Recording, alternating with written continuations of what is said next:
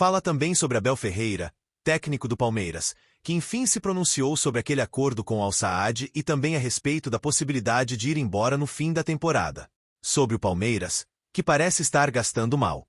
Você vai entender essa história daqui a pouquinho. Falam sobre o Palmeiras com o Roger Guedes, podendo ser contratado pelo Verdão, sim ou não. E as últimas do mercado, baixadores financeiros e muito mais.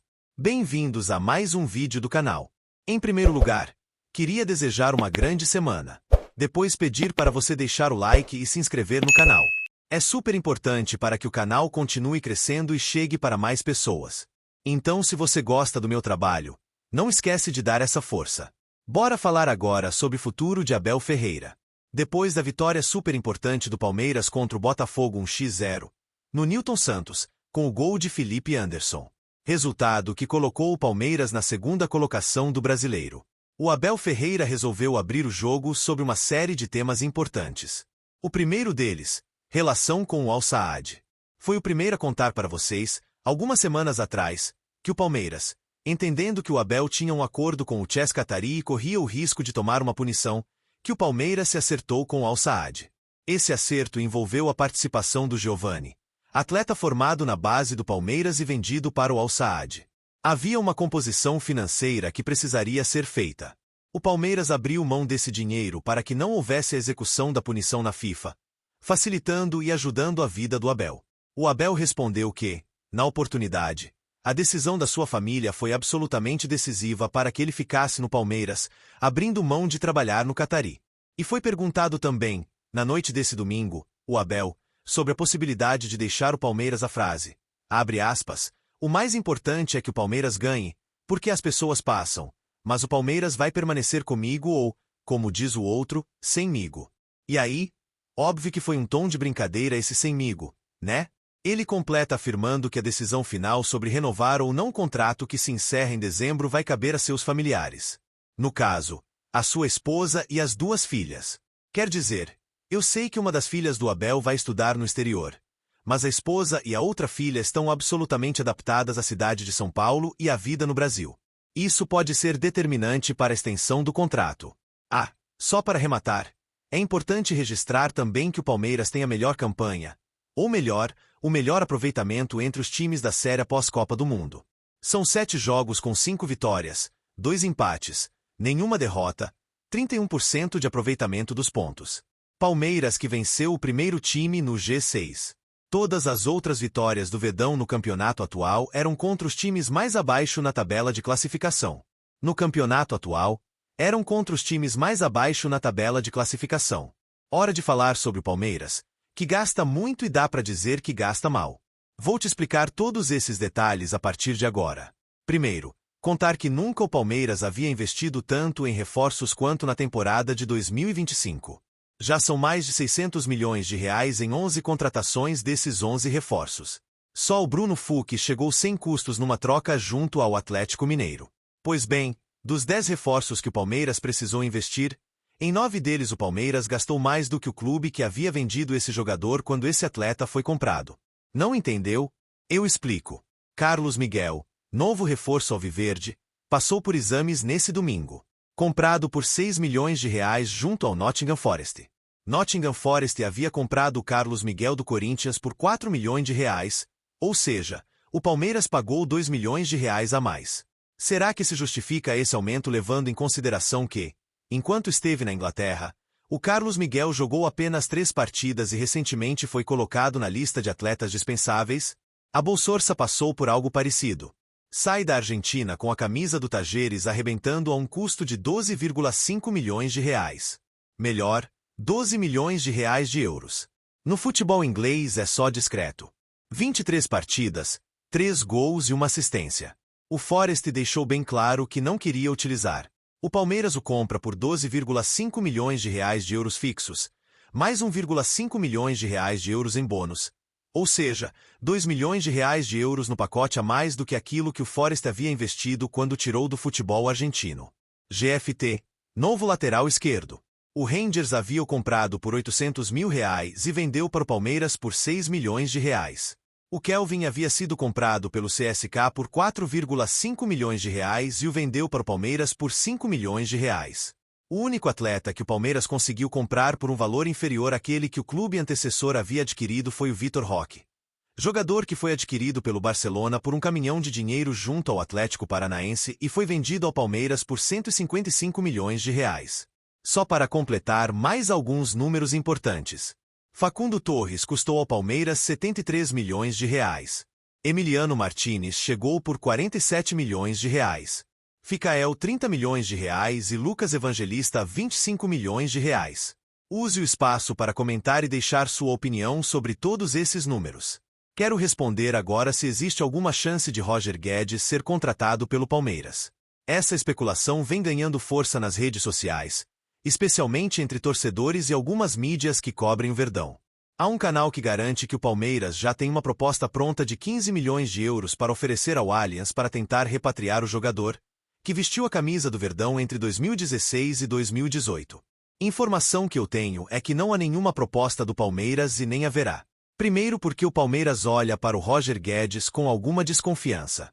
O atacante, em sua passagem pelo Palmeiras, não deixou com impressão. Ele era detestado pelos outros jogadores e a torcida também não morre de amores pelo atleta, que acabou se destacando mesmo pelo rival vestindo a camisa do Corinthians. Segundo ponto. Com 15 milhões de euros você não tira hoje o Roger Guedes do Al Hilal. O Grêmio chegou a acenar com 20 milhões de euros para a compra do atleta. Mas o time qatari não quer negociar o Roger Guedes, que vive fase espetacular com a camisa do Al Hilal. São 65 jogos desde que ele foi contratado, com 54 gols e 8 assistências. Ele é o grande craque do futebol de lá. Ganha 5 milhões de reais por mês e deve permanecer por pelo menos mais uma temporada. O Grêmio insistiu e chegou a fazer 5 ofertas diferentes, a última delas cogitando bancar até 20 milhões de euros, com respaldo de um investidor ligado ao ramo da planificação, mas o Al Hilal não quis fazer negócio e diante desse cenário, não dá para imaginar o Roger Guedes sendo contratado pelo Palmeiras. Só para completar em relação ao Verdão, Carlos Miguel desembarcou na manhã desse domingo em Guarulhos, aeroporto de São Paulo. Vai passar por exames médicos nas próximas horas para assinar contrato. Atleta que chega a um custo de 6 milhões de euros do Nottingham Forest. Depois desta vitória, a caixa pandeira magnífica do Verdão, diante do Universitário do Peru. 4-0, jogo de ida, oitavas de final da Libertadores. Já dá para cravar que o Palmeiras é o primeiro brasileiro que está nas quartas de final da competição. Tá vendo como é fácil tirar um sorriso no rosto aí do outro lado do vídeo de vocês, torcedores, ou aqui também deste lado de nós, analistas, e principalmente eu também, assim como vocês, torço pro Palmeiras. Quando as coisas dão certo, quando o time é bem escalado, quando o Abel dentro de campo faz um bom trabalho, quando os jogadores rendem aquilo que se espera, quando não tem, quando a gente brinca chamadas bardalices, quando não tem as dobras de laterais, etc., esse monte de coisa que não dá certo. Olha só como o Palmeiras jogou de forma equilibrada. O tradicional 4-4-2, 2 atacantes, 2 meias, 2 volantes. Olha a diferença. Ah, mas vão falar que o Universitário é fraco. Ah, mas vão falar que o Palmeiras só pega baba na Libertadores. Que aí é fácil, que toda vez dá sorte, que o sorteio, etc. E daí? Qual é o problema? No final das contas, o que importa é a taça. E ser campeão independe de caminho. O que vale é se você, no caso, o Palmeiras, fizeram muito bem a sua parte. E o que tem de ser feito no futebol, quando um time é melhor que o outro, é que este time mais poderoso vença. Essa é a seleção natural do esporte. Lógico, zebras acontecem no futebol principalmente, mas o básico, o que é aquilo que todo mundo crava, é que quando tem um time favorito, ele tem que se prevalecer dentro de campo. A azar daqueles que tiveram a oportunidade de jogar mais, de fazer o placar mais elástico, de ter uma vantagem mais significativa para a semana que vem, e que não conseguiram.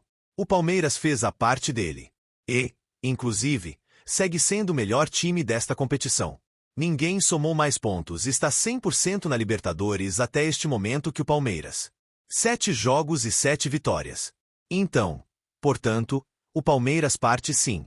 Está jogando na Libertadores um futebol que briga fortemente pelo tetracampeonato inédito de um time brasileiro na competição sul-americana. Isso é um fato. Disso não podemos deixar de ser realistas. E merece aplausos do técnico Abel Ferreira. A dupla, Vitor Roque, obviamente com o Flávio Lopes, funcionou muito bem. Que partida de ambos, né?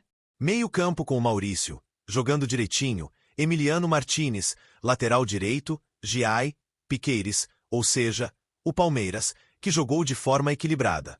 E o que se espera é que o recorte deste jogo contra o Diversitário seja o básico para a evolução do Palmeiras daqui para frente. Porque assim, fica muito mais fácil de olhar para o Campeonato Brasileiro, em que o Palmeiras fez jogos mais irregulares, e passar de novo a incomodar aqueles que estão na ponta, como o Flamengo, como o Cruzeiro, à frente do Palmeiras. Lembrando que o Verdão tem 2 jogos a menos, e que se ele vencer, e o Flamengo também, na natureza dele, os jogos que tem por se realizar, o Palmeiras fica 1 ponto atrás do Flamengo. E com um confronto direto, também para acontecer, só que no Rio de Janeiro. Então, o título ficaria muito mais palpável e muito mais aberto, na dependência, claro, do Palmeiras fazer a parte dele. Diferente do que vimos no desempenho na Copa do Brasil, em que o Palmeiras não entrou em campo contra o Corinthians, e por isso que mereceu todas as críticas. E encarou o dérbio como se fosse um amistoso de final de ano. É inacreditável que um time que faz essa campanha, na Libertadores, com essa mentalidade, tenha entrado daquela forma tão horrorosa contra o Corinthians. Mas, página virada. O que é bom é que o Palmeiras, na Libertadores, que é o que interessa, e todo mundo sabe que é o grande foco do Palmeiras, ele está firme e forte numa grande toada para buscar mais um título na competição. Mas só que não só disso vamos falar aqui no vídeo.